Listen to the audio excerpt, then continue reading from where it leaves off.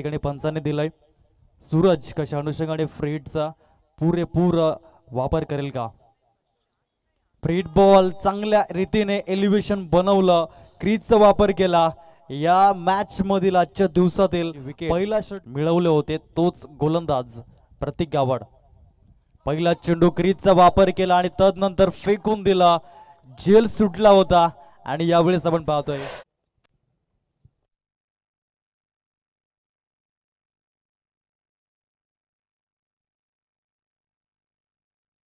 आल्या 14 षटक क्रमांक 2 मध्ये, इकॉनॉमिकल षटक क्रमांक 4 मध्ये, एक्सपेन्सिव्ह यावेळेस आपण पाहू शकाल काय कमालीचा स्ट्रोक सूरज ब्रँडचा.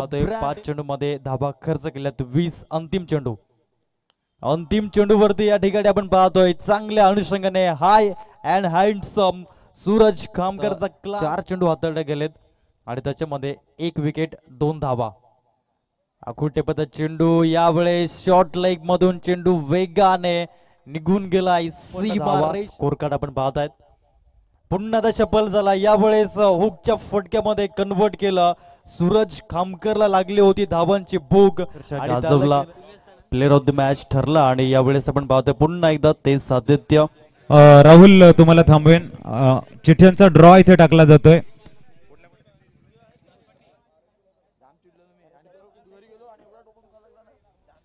यावेळेस आखूल टप्पा आणि सूरज खामकर सोडणार नाहीये. जैसी गेंद वैसी नसीहत दिशा आपण पाहतोय. पुन्हा गोलंदाज अमोल पाटील यावेळेस स्मॅश केलंय ऑन साइडला. क्षेत्ररक्षकच्या मस्तकाला दस्तक दिलाय आणि यावेळेस